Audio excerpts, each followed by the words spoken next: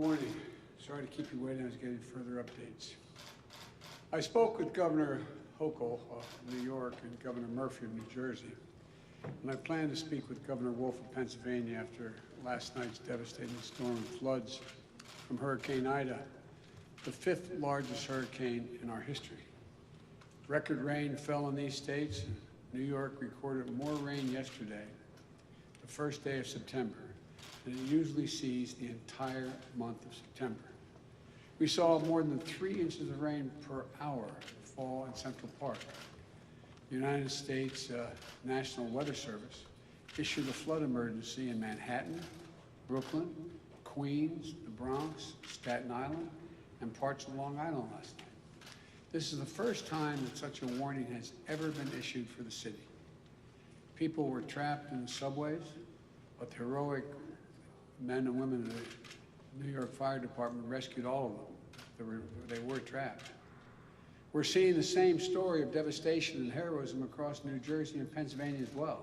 For now, 11 people in New York and New Jersey died because of the storm. And I want to express my heartfelt thanks to all the first responders and everyone who's been working through the night and well into the morning to save lives and get power back. There's a lot of damage, and I made clear to the governors that my team at the Federal Emergency Management Agency, FEMA, is on the ground and ready to provide all the assistance that's needed. In fact, our FEMA Director Administrator, Deanna Griswold, was the Chief Federal Response Officer after Superstorm Sandy in 2012. She knows what to do. And last night, at the request of California Governor Newsom, I approved an emergency declaration for California for the Calder fire, which is burning aggressively toward Lake Tahoe Basin and into Nevada. It's also one of the few fires that has ever burned from one side of Sierra Nevada's mountain range to the other. So far, it's burned more than 200,000 acres. Tens of thousands of people have had to evacuate their homes. The fire is threatening close to 35,000 structures, and more than 4,400 firefighters from the state and my federal team are working to contain and suppress this raging wildfire. The Department of Defense has trained and is deploying additional firefighters to support our ongoing firefighting efforts in California. This disaster declaration will help with evacuation, including sheltering and feeding for those who have been displaced. I want you to know, I've seen these firefighters up close. Their courage is astounding. And they're some of the bravest people I've ever known. And I've known a lot of them.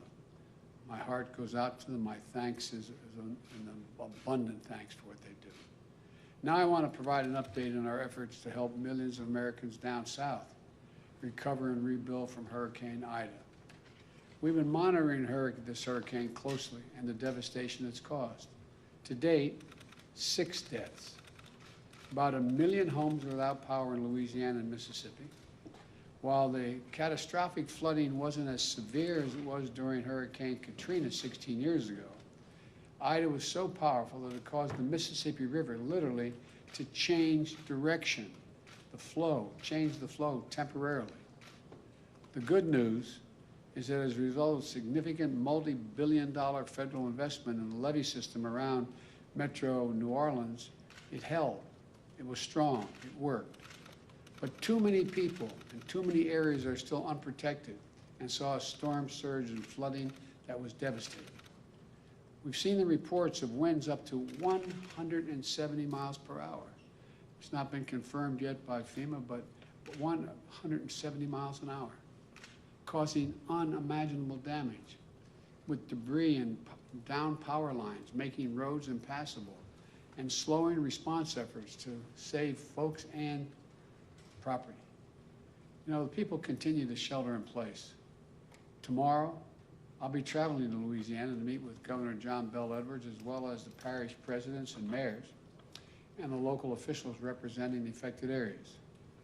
Governor Edwards encouraged me to come and assured me that my visit will not disrupt recovery efforts on the ground. That's what I wanted to be sure of.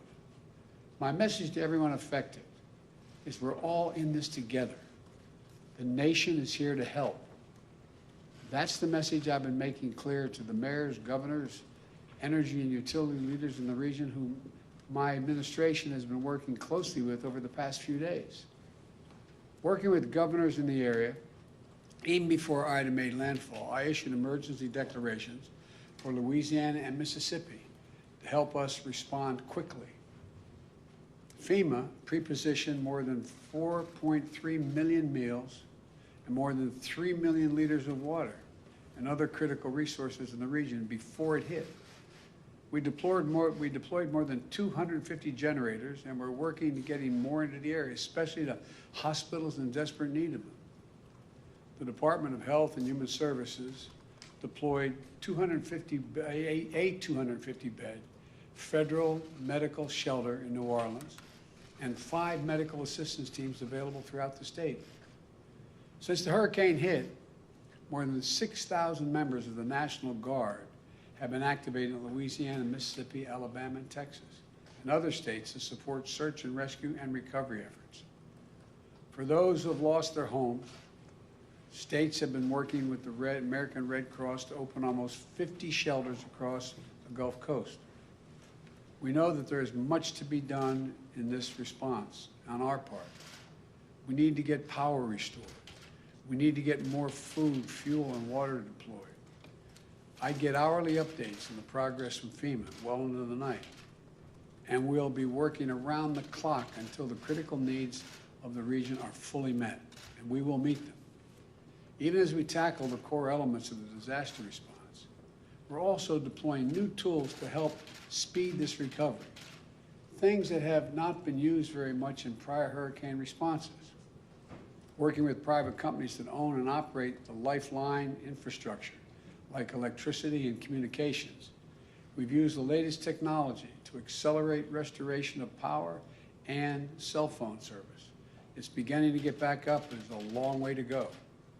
For example, to minimize the amount of time it will take to get the power back to everyone, I've directed the Federal Aviation Commission, the FAA, to authorize the use of surveillance drones to assess Ida's damage to energy infrastructure, while ensuring those flights do not disrupt aerial search and rescue missions.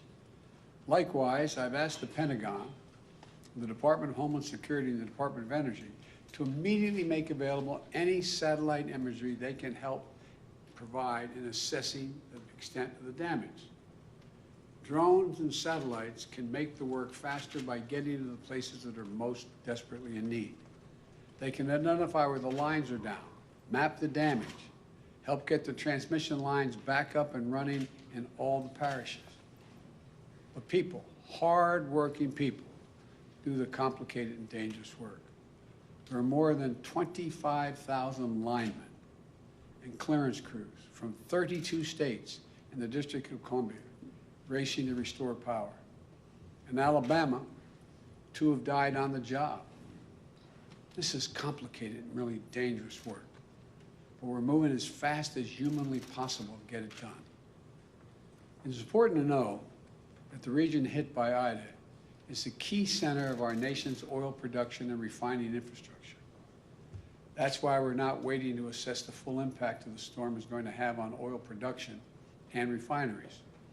We're moving already, quickly, to increase the availability of gas and easing the pressure on gas prices around the country.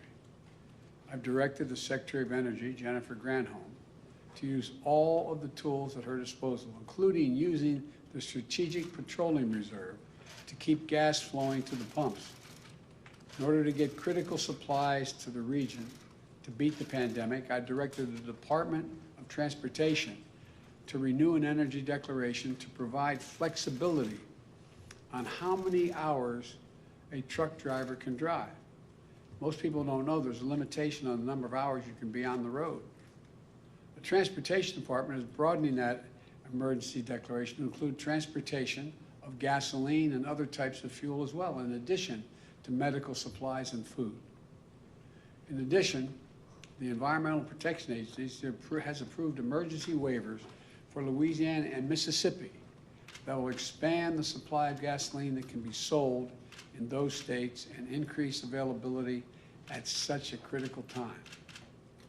These actions should help reduce the risk of gas shortages and price increases as a result of the hurricane. We also know a lot of people lost cell phone service because their particular carrier's tower went down or got damaged. A few days ago, I asked the Federal Communications Commission, the FCC, and my White House team to work with the cell phone companies to allow customers to use roaming services. So that means that folks in the area should be able to get a signal no matter what carrier they're in. If their one carrier's down, they can roam and use another carrier they're not part of, they're not signed up with. Just think of the sons and the daughters, and the moms and dads and loved ones trying to reach each other, and the feeling of fear, maybe something happened, and it's just because they can't, the cell phone's not working. Think of the millions of people reaching out for help. This is important and it's critical. Now, a lot of private companies and public entities are doing their part. Today, I'm calling on insurance companies not to evade their responsibility to keep the priorities they made to their customers and the promises they made, and help some folks who are hurting. Here's the deal. FEMA is providing critical need assistance, for example, to help with a hotel bill you racked up because you couldn't stay in your home during the hurricane. The Department of Housing and Urban Affairs, HUD, is also offering assistance to families in impacted areas. But right now, we're hearing reports that some insurance companies may deny coverage for additional living assistance expenses unless the homeowner was under a mandatory evacuation order. So people pay their insurance premiums. They're supposed to get payments from their insurance companies for relocation costs. But insurance companies, in the face of the strongest storm since 1850, say, no, we're not going to pay you what we owe you. Because the fact is, parishes in Louisiana, like New Orleans and St. John's, issued a voluntary evacuation order at first and may not have even had enough time to make a mandatory one as the storm moved in so fast. Other parishes, a voluntary evacuation order suggested that residents could try to protect themselves by sheltering in place against the ferocious winds. We can all understand why folks felt safest leaving their homes and going elsewhere, out of the path of the devastating storm. No one fled this killer storm because they were looking for a vacation or a road trip, or able to stay in a hotel. They left their homes because they felt it was flee or risk death. There's nothing voluntary about that. So I'm calling on the private insurance companies right now, at this critical moment. Don't hide behind the fine print and technicality. Do your job. Keep your commitments to your communities that you insure. Do the right thing. And pay your policyholders what you owe them to cover the cost of temporary housing in the midst of a natural disaster. Help those in need. That's what all of us need to do. That's what we're trying to do. FEMA has pushed out $77 million to the people of Louisiana so far, individuals. My message to the people of the Gulf Coast, who I'm going to visit tomorrow, we are here for you. And we're making sure the response and recovery is equitable so that those hit hardest get the resources they need and are not left behind. Whether you're a homeowner, a renter, a parent, a small business owner, no matter who you are, if you live in the affected area, please visit disasterassistance.gov. Go online and visit disasterassistance.gov to find help now. That's disasterassistance.gov. Or call 1-800-621-FEMA, F-E-M-A, 1-800-621-FEMA, F-E-M-A. That's 1-800-621-3362. There's help you can qualify for right away. I've tasked my senior advisor, Cedric Richmond, New Orleans neighbor and former congressman from Louisiana's 2nd District for 10 years, to lead this relief effort. He knows the area, he knows the people, he knows how to get things done, and he knows they get things done when local, state, and federal level are all working together alongside the private sector. The people of Louisiana and Mississippi are resilient and resourceful. We're going to stand with you for as long as it takes to recover and allow you to rebuild. And to the country, the past few days of Hurricane Ida and the wildfires in the West and the unprecedented flash floods in New York and New Jersey is yet another reminder that these extreme storms and the climate crisis are here. We need to be much better prepared. We need to act. When Congress returns this month, I'm going to press for their action on my Build Back Better plan. That's going to make historic investments in electrical infrastructure, modernizing our roads, bridges, our water systems, sewer and draining systems, electric grids and transmission lines, and make them more resilient to these superstorms and wildfires and floods that are going to happen with increasing frequency and ferocity. We're reminded that this isn't about politics. Hurricane Ida didn't care if you were a Democrat or a Republican, rural or urban. This destruction is everywhere. And it's a matter of life and death, and we're all in this together. This is one of the great challenges of our time. But I'm confident we'll meet it. We're the United States of America. And there's simply nothing, you've heard me say it before, nothing beyond our capacity when we work together. So for all those who are still in harm's way, or all those struggling to deal with the aftermath of these storms and fires, say, God bless you. Keep the faith. Everyone working day and night to look out for their fellow Americans is what this is about. We're going to get this done. Thank you. Mr. President, one question on funding, sir. For Holmes, Governor in Texas, sir?